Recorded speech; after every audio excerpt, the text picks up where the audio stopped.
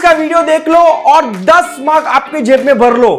क्या आप सही सुन रहे हो? हाँ भाई हाँ, आप जो सुन रहे हो सही सुन रहे हो। मतलब आप अगर ये 30 मिनट्स का वीडियो देख लोगे तो 10 मार्क आपके जेब में हो जाएगा। तो वीडियो को एंड तक जरूर देखना। वीडियो अच्छा लगे तो लाइक शेयर और सब्सक्राइब जरूर करना। Hello student, welcome back. उम्मीद करता हूं यहाँ पे सब लोग ठीक हो गए। एंड आज का सेशन जो होगा प्रिंसिपल ऑफ मैनेजमेंट पे होगा, तो प्लीज बच्चे लोग वीडियो को एंड तक जरूर देखना। बहुत इंपॉर्टेंट सेशन होने वाला है। मतलब आप 30 मिनट पढ़ के 10 मार्क कैसे अपने जेब में डाल सकते हो उसके बारे में अपन डिस्कस करेंगे।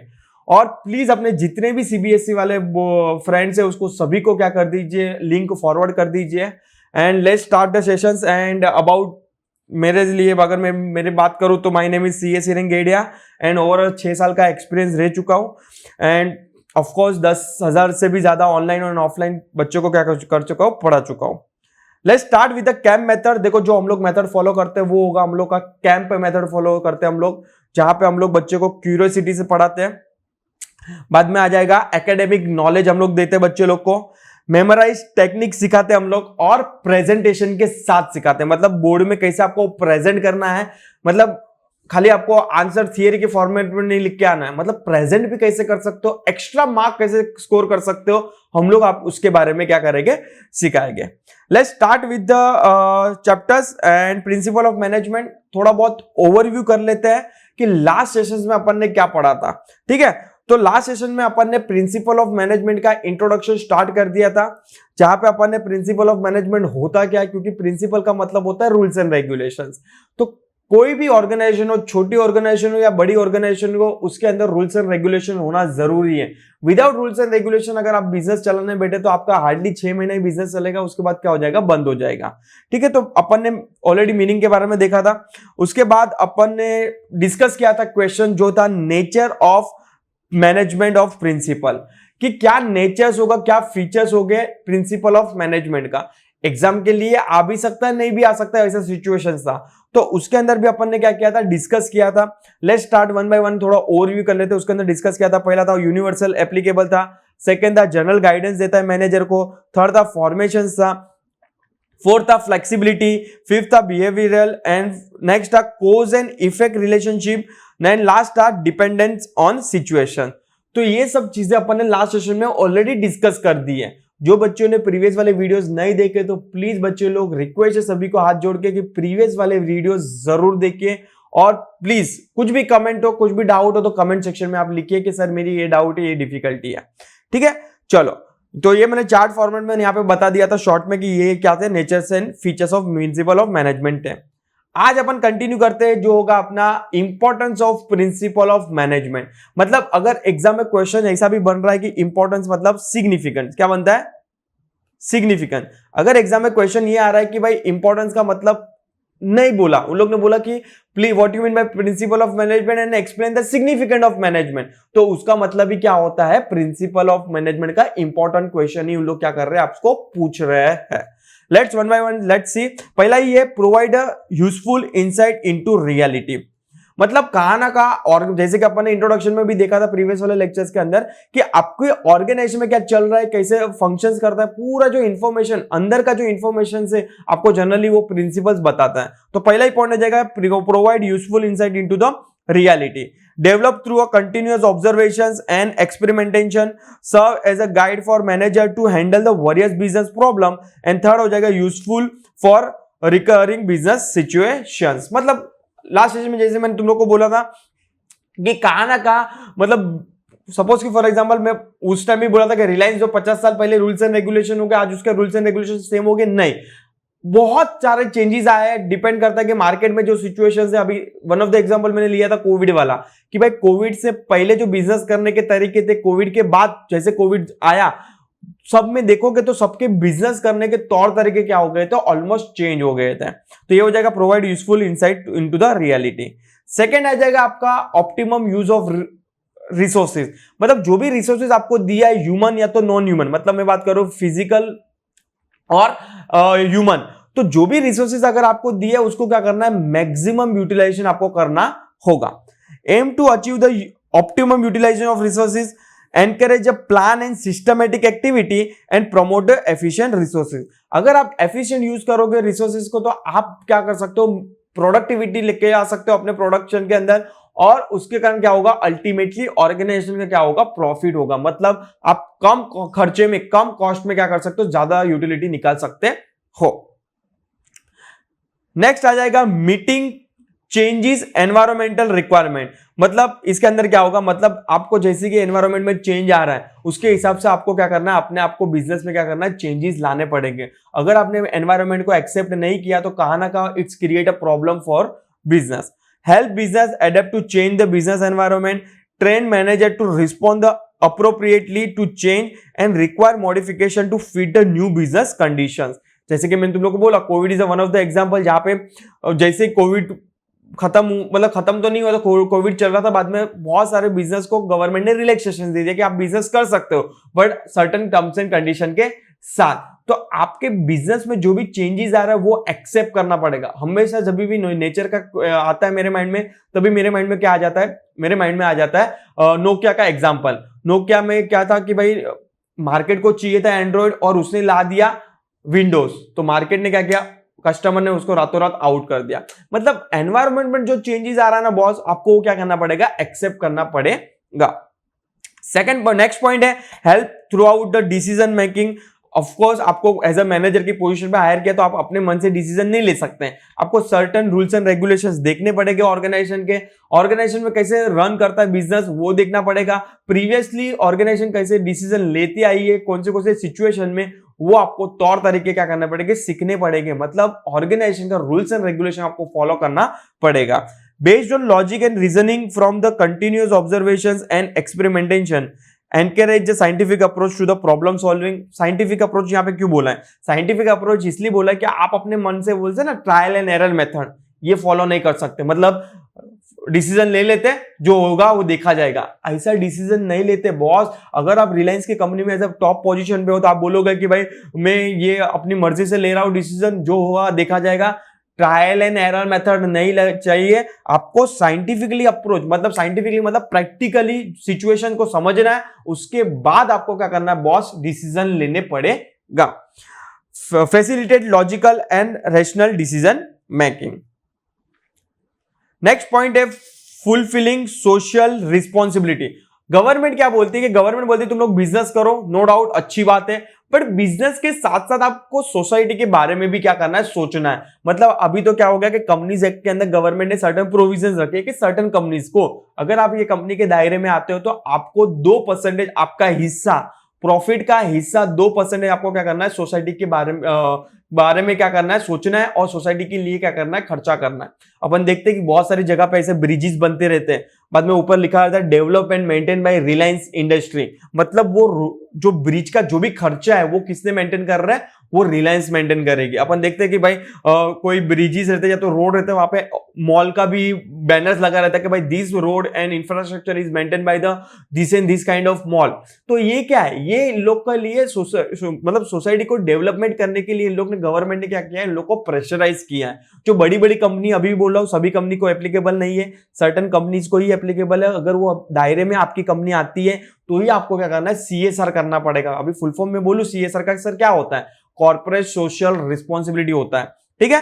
Ensure a business fulfil their social responsibility, encourage the achieve the organization goal while being social responsible and promote a sustainable and ethical business practice. मतलब आप जब भी खर्चा कर रहे हो एथिकली करना है, अनएथिकली भी नहीं करना है। मतलब आप जो अनएथिकली बिजनेस है उसमें आप सपोर्ट नहीं करोगे। नेक्स्ट हो जाएगा बेसिक एजुकेशन ऑफ मैनेजमेंट। देखो आपका मैनेजमेंट कितना स्ट्रांग है, आपकी कंपनी कितनी स्ट्रांग है, वो डिपेंड करता है कि आपके एम्प्लॉय कितने वेल ट्रेंड है और अप टू डेट है। मतलब अप टू डेट मतलब नॉलेज वाइज और एक्सपीरियंस वाइज।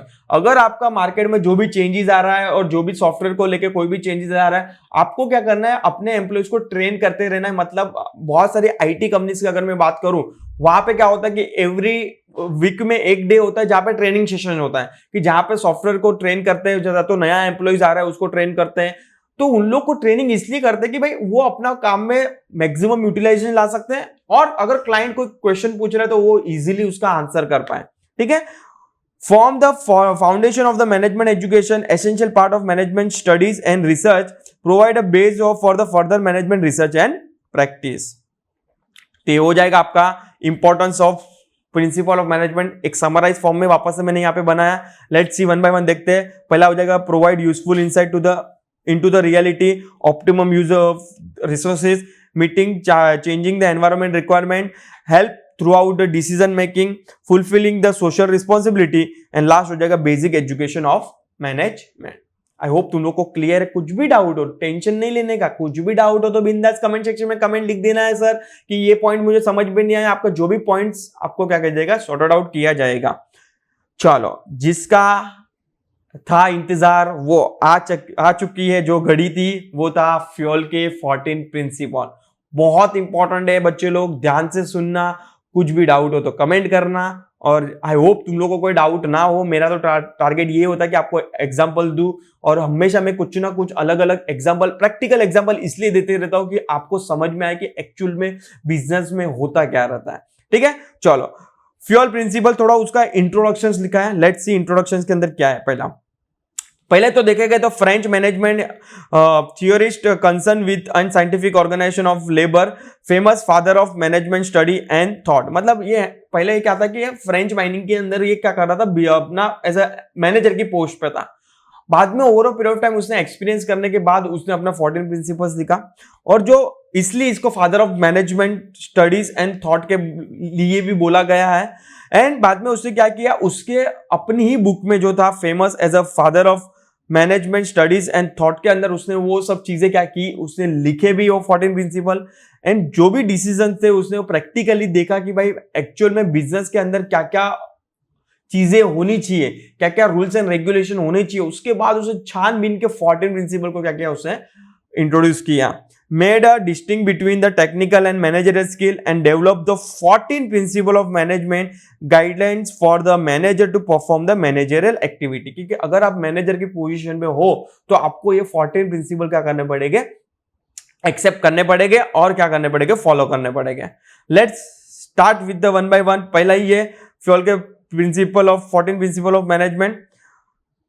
पहला ही है principle of unity of directions. अभी ये क्या बोलता है, देखो principle of unity of direction मतलब हमेशा क्या होना चाहिए कि एक बंदा एक टीम को लीड करना चाहिए, या तो फिर एक बंदा एक बंदे को क्या करना चाहिए, डायरेक्ट करना चाहिए. सर नहीं समझ में, एग्जांपल दो वापस से.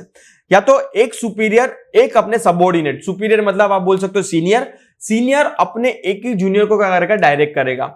या तो ये हो सकता है एक सुपीरियर 10 जूनियर को डायरेक्ट करे. बट ये सिचुएशन नहीं होनी चाहिए. कौन सी सिचुएशन सर, कि एक जूनियर 10 सबऑर्डिनेट 10 सुपीरियर से क्या करेगा, ऑर्डर लेगा.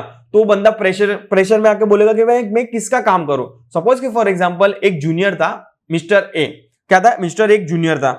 वो अपने जो सुपीरियर है A, for example B C D E, भाई सीनियर थे तो ऑफकोर्स जूनियर को तो बात माननी है. मिस्टर ए जूनियर था तो किसकी बात सुनेगा. मिस्टर बी बोलता है तू मेरा काम फर्स्ट करके दे, सी बोलता है पहले मेरा काम करके दे, डी बोलता है मेरा काम करके दे, ई बोलता है मेरा काम करके दे. ए तो फ्रस्ट्रेट हो जाएगा कि भाई मेरे को किसका काम पहले करना है. समझ में आ रहा है कि नहीं. उसके नजर से, ए के नजर से सभी क्या है, सीनियर है. तो ये चीज सिचुएशन नहीं होनी चाहिए. तो यही चीजें यहां पे लिखी है. Must have a common direction of work in a organization. Direction of work is determined by the common objective of organization. ये बहुत इंपॉर्टेंट पॉइंट है. मतलब सभी जन एक ही ऑब्जेक्ट से हिसाब से काम करना चाहिए. मतलब सबका गोल एक ही होना चाहिए जो ऑर्गेनाइजेशन का गोल है. यहाँ पे पर्सनल गोल सेट असाइड रखना होगा. Each unit should have a head and defined plan, help in avoiding overlapping of task and activity. जैसे कि इसके सिचुएशन में क्या हो गया, मिस्टर ए के सिचुएशन में भाई ओवरडोज हो गया, भाई उसको नहीं समझ में आ रहा कि मुझे किसका काम पहले करना है. तो ये सिचुएशन नहीं होनी चाहिए. And if the organization deal in manufacturing more than one product, then various activity related to the each product should be handled by the separate department. अगर ऑर्गेनाइजेशन के अंदर 10 प्रोडक्ट है तो सबके हेड अलग अलग होना जरूरी है. नेक्स्ट है one unit means one plan. जो मैं तुम लोग को बोला था, मतलब देखो कैसा लिखा है यहाँ पे. Efforts of all the manager and efforts of all the employees, सबका टुवर्ड्स एक ही डायरेक्शन होना चाहिए टू अचीव द ऑर्गेनाइजेशन गोल. चलो आ जाता है नेक्स्ट प्रिंसिपल पे, जो होगा principle of division of work. अभी देखो क्या लिखा है, डिवीजन ऑफ वर्क का मतलब होता है काम डिवाइड होना चाहिए, मतलब according to the situation, according to skill, according to the talent, आपको right person at right place पे क्या करना है, फिट करना है। एक एग्जांपल देता हूं, सिंपल समझ में आ जाएगा, और ऑलरेडी मैंने दिया है पहले भी। अगर कोई बंदे को अपन ने चार्टर्ड अकाउंटेंट के फॉर्म में हायर किया, वो सीए था, क्वालिफाइड सीए, आपको उसका जब भी इंटरव्यू लिया था भी क्या, कैसे कौन सी पोजीशन के लिए लिया था, चार्टर्ड अकाउंटेंट। बाद में अपॉइंट करने के बाद आप 10 दिन उसको डेबिट क्रेडिट करवाते हो, बाद में क्या करते हो, बाद में 10 दिन के बाद आप उसको मशीनरी में फिट कर रहे हो या तो फिर रिसर्च में फिट कर रहे हो कि आपको इसमें भी काम करना पड़ेगा, तो वो इतना काम निकल के नहीं आएगा। मतलब आपको वो बंदे की कैपेबिलिटी क्या है, वो भाई सीए है, उसको भाई डेबिट क्रेडिट समझ में आता है, उसको ये रिसर्च एंड ऑल मशीनरी कैसे चलाते वो नहीं समझ में आएगा। तो आपको right person at right place fit करना है according to their skill, according to their knowledge, उसको जियो फील्ड में एक्सपीरियंस है, और इससे काम क्या करना है, डिवाइड करना है। तो आपका क्या हो जाएगा, ऑप्टिमम यूटिलाइजेशन ऑफ रिसोर्सेज भी होगा, मतलब टाइम भी बचेगा, और क्या हो जाएगा, प्रोडक्टिविटी वर्क निकल के आएगा, और कहा ना का कंपनी का प्रॉफिट होगा और ऑर्गेनाइजेशन गोल क्या होगा, अचीव होगा। तो whole work is divided into the small unit and task which lead to a specialise of the assigned work, मतलब जो बंदा जो फील्ड में स्पेशलाइज्ड है। It enable the each person to become a specialise in his और her part of work and improve his or her effectiveness and efficiency. Specialization helps to produce more and better work for the same efforts. मतलब suppose के जैसे कि मैंने तुम लोग को बोला, मिस्टर ए जो चार्टर्ड अकाउंटेंट है, अगर उसको डेबिट क्रेडिट एंट्री के लिए या तो फाइनेंस में अगर फिट करोगे तो ऑफकोर्स वो ज्यादा वर्क निकल के लाएगा एज कंपेयर टू अगर सपोज कि मिस्टर बी है, वो उसको भाई डेबिट क्रेडिट का समझ में नहीं आता और उसको आप बोलोगे कि अब डेबिट क्रेडिट करने बैठो, भाई वो इतना इफेक्टिव वर्क निकाल के आएगा नहीं। Not only the factory work but a technical, managerial and skill job should also be divided into the small unit of the specialization. यहाँ पे एक चार्ट ड्रॉ किया है, फर्नीचर मैन्युफैक्चरिंग कंपनी है, cut the wooden piece, join the piece and polish the piece and finishing the touch to the furniture. मतलब जो बंदा, अगर आपका एक भी सपोज कि एक डिपार्टमेंट है, आपको फर्नीचर बनाना है, उसमें भी देखो कितने वेराइटीज है। मतलब वुडन काटने के जो जरूरी नहीं कि भाई सबको प्रॉपर कटिंग आता है, तो जो बंदा कटिंग में एक्सपर्ट है उसको कटिंग में फिट करो, जिसको पॉलिशिंग में फिट है तो वो पॉलिशिंग में फिट करो उसको, या तो जो जॉइंट करने में है उसको वो उसमें एक्सपीरियंस है उसको तो उसमें क्या करो, आप फिट करो। तो हमेशा according to the skill, talent और स्पेशलाइजेशन के बेस पे क्या करना है, काम डिवाइड करना होगा। नेक्स्ट है प्रिंसिपल ऑफ डिसिप्लिन। अब ये प्रिंसिपल ऑफ डिसिप्लिन क्या बोलता है सर, देखो नाम ही लिखा है डिसिप्लिन, मतलब आपको प्रॉपर मेंटेन रखना। देखो बड़ी बड़ी ऑर्गेनाइजेशन है ना, वो आपको एक चीज जरूर सिखाएगी जो है डिसिप्लिन। मतलब अगर सपोज कि फॉर एग्जांपल आपको एज अ ऑर्गेनाइजेशन में 9 o'clock का टाइम है, तो आपको 9 o'clock को ही पहुंचना है, 9:05 भी नहीं हो सकता, 9:10 भी नहीं हो सकता, 9:15 भी नहीं हो सकता। It's called discipline. अगर आपको 9 o'clock का 9 to 6 ड्यूटी आवर्स है आपको, तो वो चीज आपको फुलफिल करनी पड़ेगी, क्योंकि वहां पे काम थोड़ा ऑफकोर्स बहुत बड़ी बड़ी ऑर्गेनाइजेशन है ना, हर एक छोटी छोटी चीज को डिवाइड करके रखते हैं, मतलब सभी को अपना अपना रोल क्या करके रखते हैं, दे के रखते हैं। तो वो रोल आपको प्रॉपर क्या करना है, आपको फुलफिल करना है। और वहां पे जनरली क्या होता है कि आपको अगर सपोज कि ये चीज के लिए अपॉइंट किया तो आपको वही काम मिलेगा, उसके अलावा कुछ भी काम नहीं मिलेगा। तो ऑफकोर्स अगर आप वही काम करोगे तो ऑफकोर्स स्पेशलाइजेशन तो हो ही जाओगे, एक्सपीरियंस भी हो जाएगा आपको वो फील्ड के अंदर, और आप एक्सपर्टाइज हो जाओगे वो फील्ड के अंदर। तो डिसिप्लिन का मतलब यहाँ पे मैं ये बोला था कि आपके जो भी रूल्स एंड रेगुलेशन है स्ट्रिक्ट होने चाहिए और प्रॉपर फॉलो होने चाहिए। जैसे कि फॉर एग्जाम्पल आज मैं एक छोटा सा एग्जाम्पल लेता हूँ कॉलेज का। कॉलेज सब लोग अगर सबको ऐसा बोलते हैं आप अपनी मर्जी से कॉलेज जाओ, तो कोई किसको रात को आते थे 12 बजे कॉलेज, कोई सुबह 8 बजे आता था, कोई दोपहर में आता था। मतलब भाई सभी को अगर मुझे इकट्ठा करना है, मतलब भाई सभी को बच्चों को एक साथ लाना है, तो मुझे क्या करना पड़ेगा, डिसिप्लिन लानी पड़ेगी। मतलब मुझे रूल्स एंड रेगुलेशन बनाने पड़ेगा। आप देखते हो कि सभी कॉलेज, वेदर स्कूल में टीचर हो, वेदर स्कूल में प्रिंसिपल हो, वेदर स्कूल के अंदर स्टूडेंट हो, सभी लोग 7 बजे का टाइम है तो 7 बजे पहुंच जाते हैं। बाद में 7 बजे के बाद 7:05 को भी एंट्री नहीं होती जनरली, अपन देखते हैं ना। तो ये स्ट्रिक्ट रूल्स एंड रेगुलेशन होना जरूरी है अगर आपको डिसिप्लिन मेंटेन करके रखना है तो। refers to the rules and regulations systematic work, not only rules and regulation but also developing the commitment in the employees towards the organization as well as towards the each other. Insist that discipline is required at a superior and subordinate level. मतलब यहाँ पे clearly बोला है कि आपको boss हो, मतलब boss हो तो आप 10 बजे भी आओगे, 11 बजे भी आओगे तो नहीं चलेगा, नहीं चलेगा। बॉस आपके लिए वो भी ऑर्गेनाइजेशन है, भले आप टॉप लेवल की पोजीशन पे हो तो भी आपको अगर ऑफिस आवर्स 9 o'clock लिखा है तो आपको 9 o'clock पहुंचना पड़ेगा, ठीक है। तो यहाँ पे एक चार्ट ड्रॉ किया, agree to put in extra hours without any additional payment to receive the company, it's called worker, and promise to increasing wages of worker when the mission is completed, it's called management. मतलब कोई employees आपके organisation में जो भी goals है, गोल और objectives के अंदर एक्स्ट्रा एफर्ट्स कर रहे हैं तो आपको उसका एक्स्ट्रा रिवॉर्ड देना पड़ेगा। ये ऑलरेडी अपन ने नेचर्स के अंदर पढ़ा था, कॉज एंड इफेक्टिव रिलेशनशिप वाले में। वरना कोई भी एम्प्लॉइज आज ज्यादा एफर्ट्स क्यों करेगा, समझ में आ रहा है कि नहीं, ठीक है। नेक्स्ट है principle of authority and responsibility. एक एग्जांपल के साथ समझाने चाहता हूं। तुम लोग को मालूम है स्कूल में ऐसे बेंचेस होती थी, मतलब सपोज फॉर एग्जांपल 20 बेंचेस हैं, तो टीचर सबका होमवर्क चेक नहीं करती थी। वो क्या करता था, टीचर 5-5 बेंच को डिवाइड कर देते थे। मतलब ये 5 में से अगर 5 बेंच है, उसमें 10 स्टूडेंट बैठे, तो उसमें 10 में से एक बंदे को बोलेगा कि देखो ये 5 बेंच का क्या करना है, होमवर्क चेक करना है। मतलब उसको क्या दे दिया, ऑथोरिटी दे दी। नेक्स्ट 5 में से एक बंदे को सिलेक्ट करके देखो नेक्स्ट पीछे वाली 5 बेंच को क्या करना है, होमवर्क चेक करना है। बाद में साइड में बेंच में सो ऑन। तो ये क्या है, एक ऑथोरिटी दे दी कि आपको ये रिमेनिंग 9 बच्चे का होमवर्क तेरे को चेक करना है और तेरा होमवर्क मैं चेक करूंगी। मतलब आपने ऑथोरिटी भी दी वो स्टूडेंट को, और ऑथोरिटी के साथ साथ रिस्पॉन्सिबिलिटी कि उसको भी होमवर्क करना है। उसका मतलब ये नहीं कि उसको होमवर्क नहीं करना है। Getting my point. तो ये वाला सिचुएशन अपन ने जनरली स्कूल के अंदर देखी रहेगी।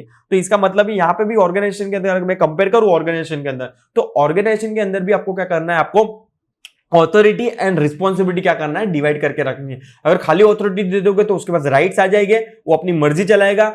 बट अगर आपने रिस्पॉन्सिबिलिटी भी दी तो भाई कहा ना कहा वो काम के लिए क्या हो जाएगा, अवेयर रहेगा और रिस्पॉन्सिबल रहेगा। इसलिए देखो वर्ड क्या लिखा है दोनों के बीच में, ऑथोरिटी एंड लिखा है, और नहीं लिखा है, ठीक है। Authority refers to the power to take decision and responsibility refers to obligate to complete the work. Obligation का मतलब होता है liability. There must be a balance और priority between the two command, that is authority and responsibility. This help the organisation to prevent the misuse of the management power.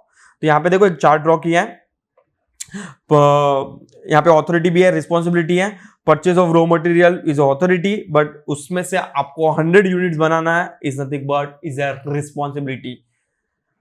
चलो आगे बढ़े sir. लिखा है नेक्स्ट है यूनिटी ऑफ कमांड। अभी command का मतलब होता है नथिंग बट इंस्ट्रक्शंस, गाइडेंस, जो आज मैं तुम लोग को दे रहा हूं। जैसे कि तुम लोग को अभी जस्ट ए वाला एग्जांपल है, ABCD वाला, तो वहां पे क्या होता है कि मिस्टर ए अगर 10 सीनियर से कमांड ले रहा है तो वो कंफ्यूज हो जाएगा मुझे किसका पहले फॉलो करना है। तो हमेशा कमांड है ना एक ही डायरेक्शन से आना चाहिए। मतलब एक बंदा है मिस्टर ए, वो 10 जन को लीड कर रहा है, वो चलेगा। बट वो ही बंदा 10 अलग अलग पर्सन के साथ 10 अलग अलग सुपीरियर रह गए तो प्रॉब्लम क्रिएट हो सकता है। तो हमेशा वन हेड होना चाहिए एक प्लान को एग्जीक्यूट करने के लिए। तो one subordinate should receive the instruction command from the only one superior, जो मैंने तुम लोग को बोला था कि एक सुपीरियर एक जूनियर एक सीनियर का रिलेशन रहेगा। मतलब एक जूनियर अपना एक ही सीनियर का काम करेगा तो वो अच्छे से काम करके देगा। बट एक जूनियर 10 सुपीरियर से, मतलब 10 अपना सीनियर से काम लेगा तो फिर ऑफकोर्स वो बोलेगा मेरा पहले करके दे, ऑफकोर्स उसको तो एज ए सीनियर की बात तो माननी पड़ेगी, पर वो किसका फुलफिल करे वो अपने को नहीं समझ में आएगा। The principle is said to be violated if the subordinate is answer to more than one superior. Following this principle is important for the organization as it is a violation lead to confusion and cause which is turned into the instability and disturbance। यहां पे देखो chart draw किया है। पहले वाले chart में देखो क्या लिखा है, प्रोडक्ट एंड सेल इंचार्ज। मतलब यहां पे अज्यूम करो ये वाला बंदा कौन है, मिस्टर ए है। ये 3 को डायरेक्ट कर रहा है, चलेगा, क्योंकि सुपीरियर यहां पे सीनियर कौन है, मिस्टर ए है, जो बी, सी और डी को क्या कर रहा है, डायरेक्ट कर रहा है, ठीक है।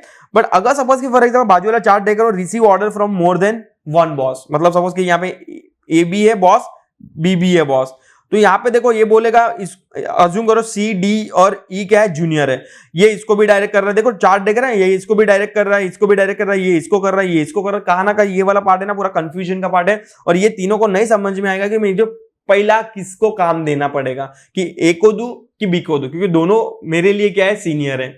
समझ में आ रहा है? तो ये वाला सिचुएशन क्रिएट नहीं होनी चाहिए ऑर्गेनाइजेशन के अंदर। नेक्स्ट है principle of subordinate of individual interest to the general interest. मतलब जनरल इंटरेस्ट मतलब ऑर्गेनाइजेशन इंटरेस्ट बोल सकते हो आप। मतलब इधर मैं क्या बोलना चाहता हूं, मतलब आपको अपना पर्सनल एटीट्यूड, पर्सनल ईगो हमेशा सेट असाइड रख के आपको ऑर्गेनाइजेशन के बारे में क्या करना पड़ेगा, बहुत सोचना पड़ेगा। Interest of the organisation must be suppressed in the interest of the individual और employ, all the employ with the an objective of the organisation. मतलब हमेशा एम्प्लॉय को ऑब्जेक्ट के लिए काम करना है और आपको ऑब्जेक्ट हमेशा एम्प्लॉयज के पर्सपेक्टिव से क्या करना है, बनाने पड़ेंगे, मतलब जो ऑर्गेनाइजेशन के लिए क्या है, सुटेबल होगा। Organization goals must not be sacrificed because the individual will be able to achieve their objective only when the organization propose. Next है principle of remuneration of employee। देखो अभी ये वाला पॉइंट क्या बोलता है, ये वाला पॉइंट सिंपल बोलता है कि अगर सपोज कि फॉर एग्जांपल यहां पे मिस्टर ए है और यहां पे मिसिस बी है, मतलब देखो कहा ना का दोनों क्या है, सीए है, अज्यूम करो दोनों के पास सीए की डिग्री है, दोनों के 5 साल का एक्सपीरियंस है, दोनों को ऑफ कोर्स सेम डिग्री मिली है, तो आप बोलोगे कि मिस्टर बी और मिस्टर ए घर चलाते तो उसको मैं 1 लाख रुपया पर मंथ दूंगा, और मिसिस बी जो मतलब वुमेन है वो घर नहीं चलाती तो उसको मैं 50K दूंगा, तो ये चलेगा नहीं। मतलब यहां पे वर्ड रेम्यूनरेशन के आगे अगर आपको यूज करना है तो आप क्या यूज कर सकते हो, फेयर रेम्यूनरेशन। हमेशा आपको फेयर रेम्यूनरेशन रखना है ऑर्गेनाइजेशन के अंदर, वरना कहां ना कहां मन मुटाव आ जाएगा एम्प्लॉइज के बीच में और it's create a problem for the organization. Employ in organization must get a fair and adequate pay. Only when the employees are satisfied with their pay, they will be motivated to work efficiently in an organization. It also ensures the congenial atmosphere and good relationship between the workers and the management। हमेशा आपको fair remuneration करना है, वरना of course अगर उसको fair remuneration नहीं मिलेगा तो वो मोटिवेट कैसे होगा, वो तो बोलेगा कि मुझे तो कम ही 50% रेम्यूनरेशन मिल रहा है तो मैं 50% ही काम करूंगा। ठीक है, तो ये चीजें नहीं होनी चाहिए। Remuneration of the employ based on their capacity, their wages act of the government के हिसाब से, और जो भी सैलरी कंपनीज पे कर रही है दूसरे एम्प्लॉयज को भी। नेक्स्ट है principle of centralization and decentralization. देखो आज रिलायंस की बात कर रहा हूं, मुकेश भाई अंबानी ऑफ कोर्स जो बड़े डिसीजन है और रिलायंस के पर्सपेक्टिव से वो डिसीजन लेते हैं, पर तुम लोग क्या लगता है, रिलायंस ने जितनी भी ब्रांचेस ओपन की है सब जगह मुकेश भाई अंबानी जाके पर्सनली जाके ऑर्डर देते नहीं, वहां पे उसने पावर क्या किया, डेडिकेट कर दिया, डिसेंट्रलाइज कर दिया।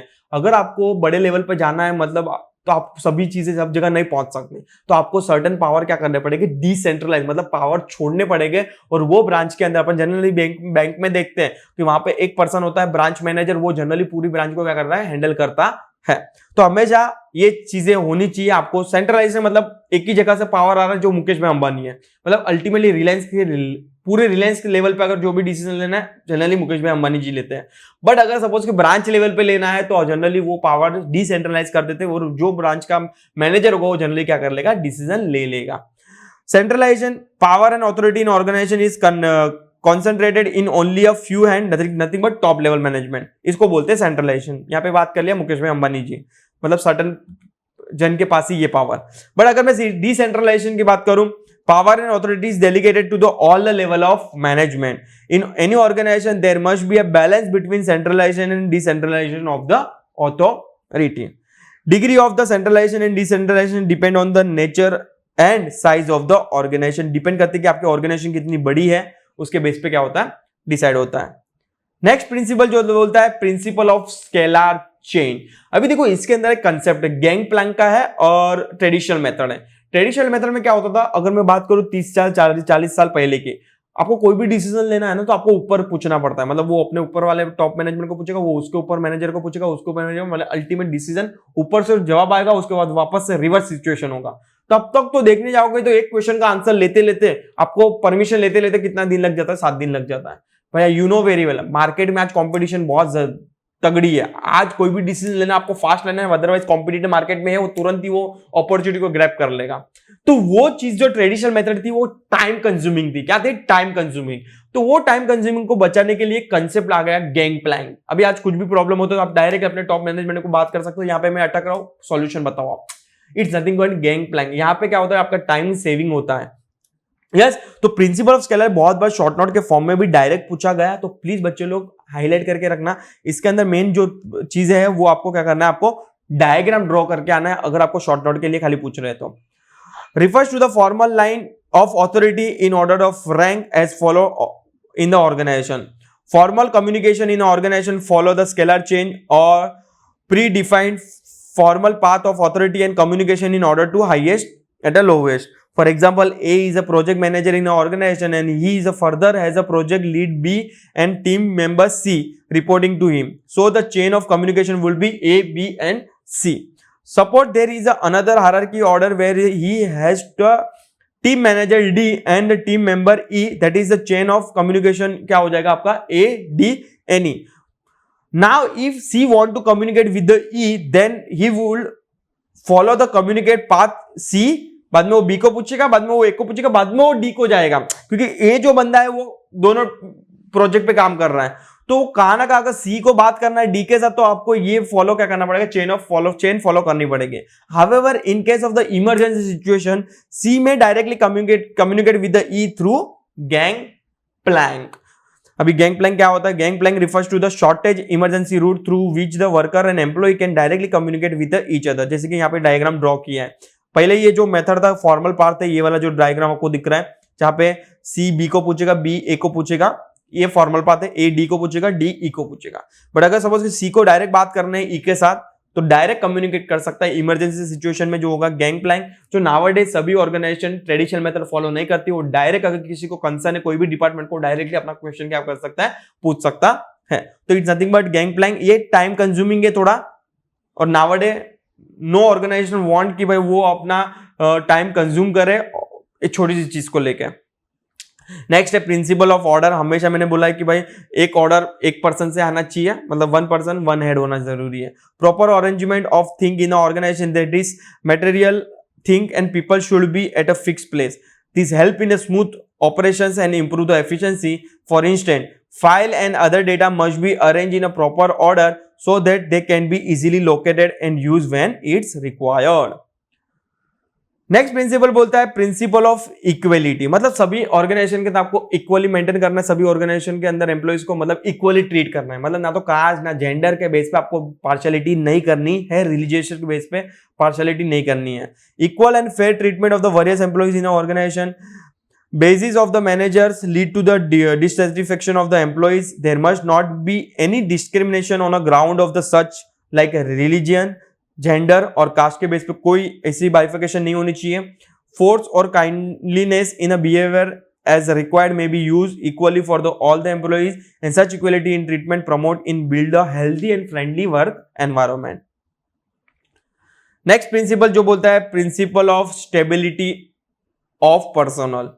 मतलब सभी ऑर्गेनाइजेशन के अंदर यही चाहता है कि भाई मुझे अगर जॉब मिल रहा है तो मेरी एक टेन्योर का फिक्स मिले, मतलब उसके माइंड में डर ना हो भाई वो बोलेगा कि मैं एक गलती कर दूंगा मुझे फायर कर देगा. ये सिचुएशन क्रिएट ना हो, आपको उसको मौका देना है हर बार, और ऑफ कोर्स मौका देने के बाद उसको समझाना भी कि अगर नो डाउट ऐसे गलती हुई कोई प्रॉब्लम नहीं, नेक्स्ट टाइम से ध्यान रखना है, ठीक है. मतलब एक स्टेबिलिटी देनी है पर्सनल मतलब जॉब की. No frequent terminations and transfer. Management must provide a feeling of job security among the employees. If the particular employee is insecure about his or her job, then his feeling might affect his or her efficiency while doing the work. Of course, अगर उसको mind में आप डर बिठा दोगे कि अगर तूने गलती की थी you are fired, तो भाई वो डर के कारण काम जो अच्छा करना चाहता है वो अच्छा भी नहीं कर पाएगा. Yes, step like a termination of transfer must be taken only when they are unavoidable. अब तभी उसको टर्मिनेट करो या तो फिर बाहर निकालो या तो ट्रांसफर करो उसके जॉब जब भी आपको जरूरत लगे कि यहाँ सिचुएशन बहुत स्ट्रिक्ट है, ऊपर पूल प्रेशराइज किया है मैनेजमेंट ने, तो ये आप कर सकते हो, अदरवाइज मत करो ये सब चीजें.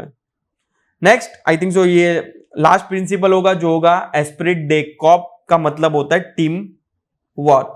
देखो आज कोई भी ऑर्गेनाइजेशन सक्सेस है because of the team work, और सभी बहुत टाइम शॉर्ट नोट के अंदर डायरेक्ट लाया है कि please explain Spirit they Corp. बच्चे लोग बहुत कंफ्यूज हो जाते हैं कि ये कहां से सडनली क्वेश्चन आ गया, क्योंकि बच्चे के माइंड में क्या होता है कि 14 प्रिंसिपल पूछा है तो मतलब 14 प्रिंसिपल ही आना चाहिए. ऐसा नहीं होता, उन लोग बीच में से भी दो प्रिंसिपल को कंबाइन करके शॉर्ट नोट के लिए पूछते हैं. जैसे कि मैंने बोला स्केलर चेन पूछते हैं, ये हो गया एस्पिरिट दे कॉर्प पूछते हैं, तो ये जनरली पूछते हैं. तो आपको क्या करना है, एवरी टाइप के क्वेश्चन के लिए रेडी होना है. Management must work towards the promoting team spirit among the employ, that is unity in work employ must have a feeling of belongingness and mutual trust. सभी को अपने अपने एम्प्लॉयज के अंदर मतलब म्यूचुअली क्या होना चाहिए, ट्रस्ट होना चाहिए एक दूसरे पे, towards the each other. Following this principle is specially important for the large organisation when the team work is essential for the achieving the organisation. अगर आपका बड़ा ऑर्गेनाइजेशन को गोल अचीव करना है तो सबसे बड़ा जो एफर्ट्स लगेगा टीम का लगेगा, मतलब टीम वर्क बहुत ज्यादा जरूरी है। Working together as a team helping in the build a mutual understanding which in a turn help in improving the efficiency। तो ये हो जाएगा आपका total 14 principle of Henry fuel. Exam के लिए बहुत इंपॉर्टेंट है। कुछ भी डाउट हो तो कमेंट सेक्शन में लिख देना। आज का वीडियो यहाँ पे स्टॉप करते हैं, सेशंस को स्टॉप करते हैं। नेक्स्ट आने वाले वीडियो के अंदर अपन कंटिन्यू करेंगे जो होगा टेलर के प्रिंसिपल। प्लीज बच्चे लोग वीडियो अच्छा लगे तो प्लीज लाइक शेयर और सब्सक्राइब जरूर करना। Thank you so much.